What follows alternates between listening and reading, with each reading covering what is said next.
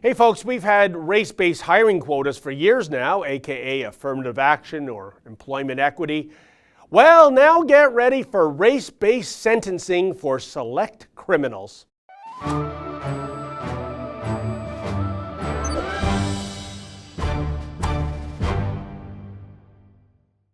Does the name Terri-Lynne McClintock ring a bell? She's the monster who murdered 8-year-old Tori Stafford.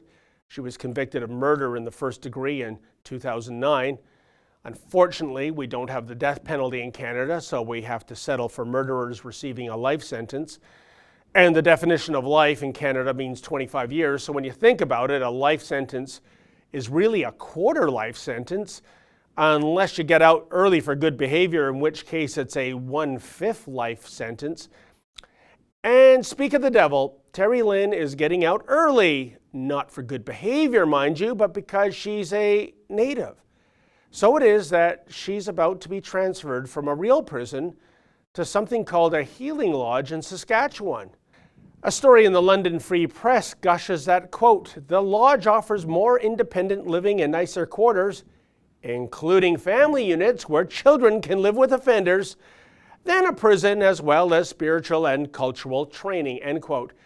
Correctional Service Canada would not disclose McClintock's location, citing the Federal Privacy Act, because that's how we roll in 2018 in Canada, folks. The privacy of murderers and even terrorists outweigh the lives of innocent children. Oh, and Terri-Lynne fully intends to make use of her so-called rights. Correctional Service Canada's website for the Okama-Oki Lodge reads like a travel brochure. The lodge, quote, "contains both single and family residential units, as offenders may have their children stay with them. Each unit has a bedroom, a bathroom, a kitchenette, with an eating area and a living room," end quote. Gee, is this an incarceration facility or a franchise operating under the banner of Motel 6? Tori's father, Rodney Stafford, has asked in a series of Facebook messages with the London Free Press the following, quote, "How do people such as Terri-Lynne McClintock get more rights and privileges and lessen security," end quote. Sorry, Mr. Stafford, for that is known as a bit of a dumb question, because the answer is simply this: when it comes to crime, to paraphrase the ad slogan embraced by American Express, minority status has its privileges. Rodney is organizing a protest on Parliament Hill on November 2nd. I really do wish him well. And I'm sure you'll get a private audience with the Prime Minister, just like the wife-beating Islamist Joshua Boyle got a private audience with Justin. Yeah, and the Ottawa Senators are going to win the Stanley Cup this year. But welcome to an odious new trend in justice in Canada these days: race-based sentencing.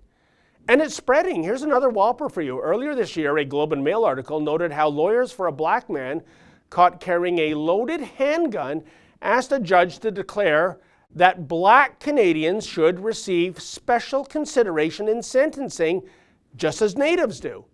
Lawyers Faisal Mirza and Emily Lamb, who were representing Jamal Jackson, 33, says blacks, like Indigenous people, have faced, quote, "dislocation, segregation, disproportionate rates of incarceration and discrimination in employment and education, plus over-policing of neighborhoods and mistreatment in federal custody," end quote. Translation: if you are black, one should be entitled to a get-out-of-jail-free card because you committed a crime due to root causes. So much for personal responsibility and the will of the individual, I suppose.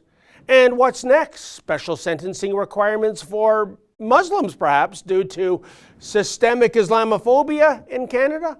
Special sentencing for any group is a despicable trend that's actually racist because it subscribes to the racism of lowered expectations.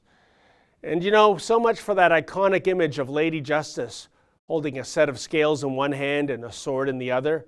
Meanwhile, her eyes are blindfolded with a veil. Because in Canada in 2018, Lady Justice has traded in her sword for a pacifier. And that blindfold?